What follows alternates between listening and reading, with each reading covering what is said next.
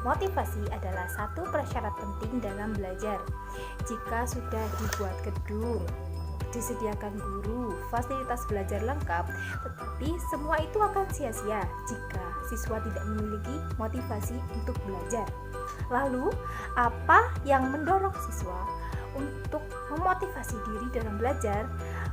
Semua itu berasal dari banyak faktor, mulai dari kepribadian siswa, kemampuan siswa, dan situasi yang mendukung untuk belajar, dan lain sebagainya.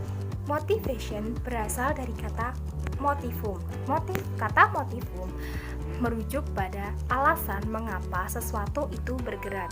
Motivasi mempunyai intensitas dan arah atau direction. Intensitas dari motivasi tergantung pada besarnya intensitas daripada besarnya direksi. Teori-teori motivasi. Teori yang pertama, motivasi dan penguat.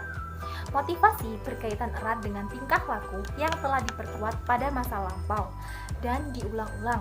Misalnya, seorang siswa yang rajin belajar dan mendapat nilai bagus akan diberi hadiah.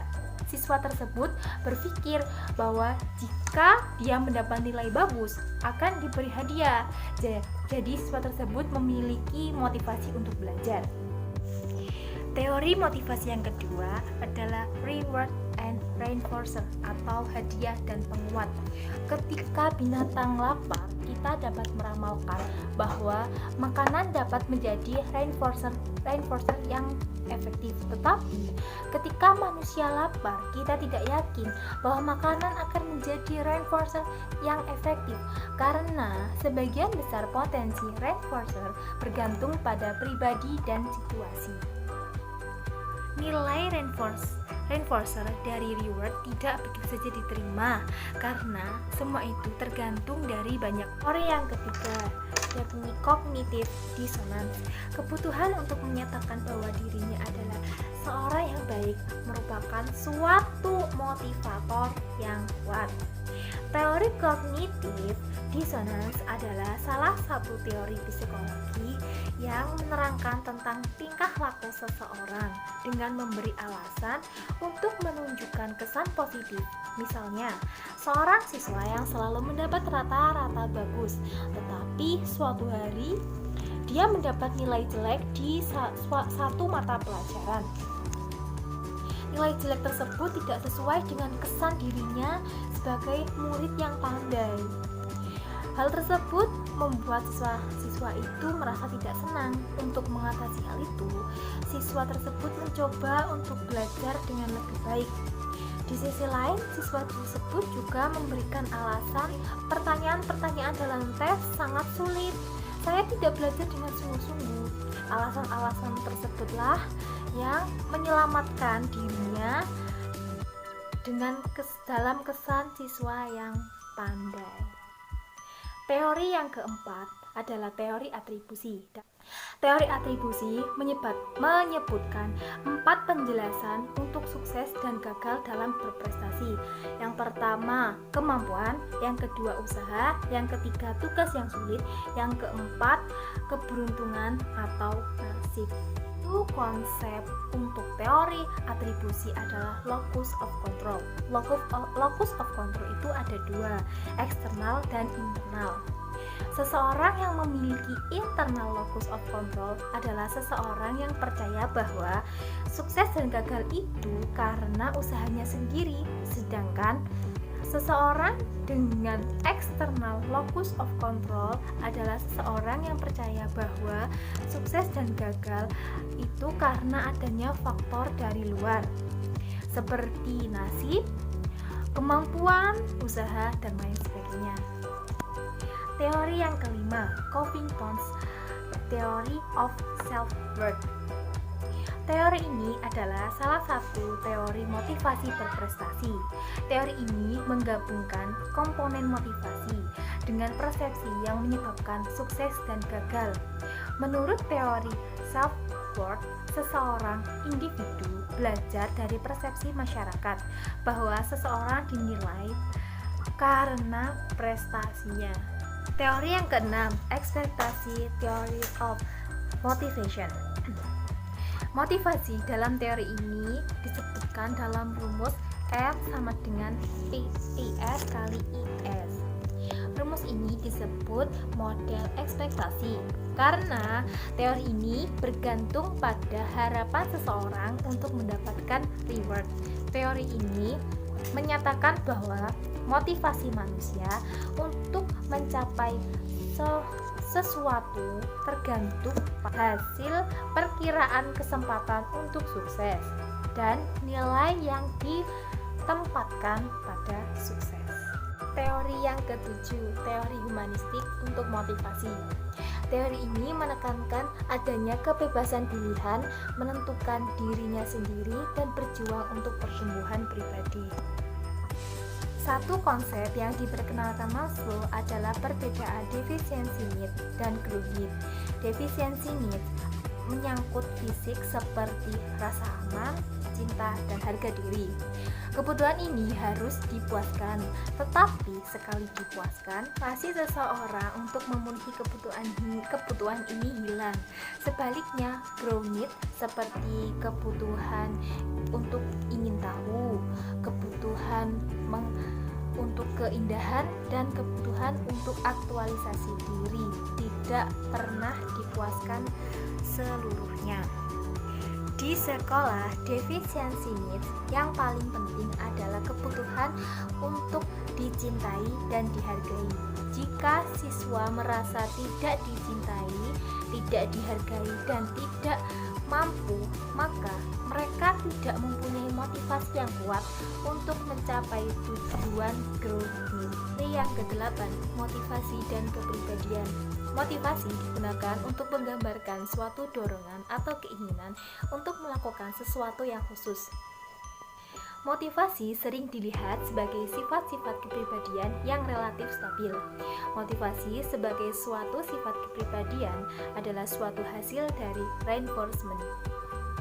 Jika anak dipuji oleh orang tua dan guru karena menunjukkan minat yang besar pada suatu hal seperti membaca, dan karena diperkuat oleh dorongan orang tua dan guru tersebut, anak itu menjadi menyukai membaca, maka dia akan mengembangkan cita belajar sebagai sifat pribadinya. Dia akan belajar dan membaca terus tanpa diperkuat oleh siapa. Teori yang ke-9, motivasi berprestasi. Motivasi berprestasi adalah motivasi yang paling penting untuk psikologi pendidikan, di mana seseorang berjuang untuk mencapai sukses atau memilih kegiatan yang berorientasi untuk tujuan sukses. Siswa yang termotivasi untuk mencapai prestasi dan mengharapkan sukses, bila suatu saat mereka gagal, mereka akan berusaha lebih keras sampai sukses. Motivasi intrinsik merupakan motivasi yang timbul dari diri seseorang, tidak perlu adanya rangsangan dari luar. Dari dalam diri seseorang sudah ada dorongan yang menimbulkan mereka untuk melakukan sesuatu. Contohnya, mereka yang suka membaca, tanpa disuruh, mereka akan melakukan apa yang seharusnya. Motivasi intrinsik timbul karena keinginan diri sendiri atau karena hobi mereka. Assalamualaikum warahmatullahi wabarakatuh. Perkenalkan, nama saya Putri Arumcayani. Di sini saya sebagai pemateri kedua akan menyampaikan materi motivasi ekstrinsik. Di dalam belajar ada dua tipe motivasi. Yang pertama, motivasi intrinsik, dan yang kedua, motivasi ekstrinsik. Motivasi ekstrinsik adalah motivasi atau dorongan yang berasal dari luar diri individu. Motivasi ekstrinsik berupa hadiah atau imbalan dalam kelas. Yang dimaksud hadiah atau imbalan dalam kelas memiliki banyak tipe yang dilakukan oleh guru untuk memotivasi seorang siswa. Ada hadiah atau imbalan dalam jangka panjang dan juga dalam jangka pendek. Misalkan, hadiah yang dilakukan setiap hari berupa pujian, perhatian, dan senyuman. Ada juga hadiah yang dilakukan untuk tiap bulan, seperti halnya nilai-nilai ulangan, penghargaan, dan lain-lain. Sedangkan hadiah untuk tahunan seperti halnya nilai hasil akhir beasiswa. Dengan demikian, siswa akan termotivasi untuk belajar dengan sungguh-sungguh dan mereka meyakini dengan begitu dia akan mendapatkan hasil ujian yang terbaik dan mendapatkan penghargaan dari seorang guru tersebut. Selanjutnya, saya di sini menjelaskan mengenai motivasi dan pengajaran. Memotivasi belajar menjadi hal yang sangat penting dalam proses belajar karena mendorong, menggerakkan, dan mengarahkan kegiatan belajar siswa. Memotivasi belajar mengacu pada prinsip belajar siswa dan sangat berpengaruh pada proses perencanaan belajar mengajar. Sehingga di dalam pengajaran dan pembelajaran perlu ditambahi dengan adanya sebuah motivasi agar siswa tersebut lebih semangat dalam proses belajar. Terakhir, di sini saya akan menjelaskan mengenai pedoman menerapkan teori-teori motivasi. Ada banyak hal yang dapat digunakan untuk menerapkan teori-teori motivasi. Di antaranya, yang pertama, modeling, yaitu pembelajaran yang dilakukan secara langsung praktek dari seorang guru, bukan sekedar ceramah secara lisan. Yang kedua, komunikasi terbuka. Yang dimaksud di sini adalah pemberitahuan konsep dan tujuan pelajaran yang akan dipelajari untuk mengetahui minat siswa agar lebih baik dan termotivasi. Yang ketiga, hindari paksaan dalam belajar. Paksaan dalam belajar hanya digunakan di awal pembelajaran. Namun, lambat laun paksaan tersebut harus dihilangkan karena agar tidak tergantung pada paksaan tersebut. Dan yang keempat adalah kondisi yang menyenangkan. Kondisi yang menyenangkan dalam proses belajar akan mudah termotivasi, seperti halnya memberikan hasil nilai ulangan, memberikan ulangan yang menantang, dan memberikan apresiasi ketika mendapatkan prestasi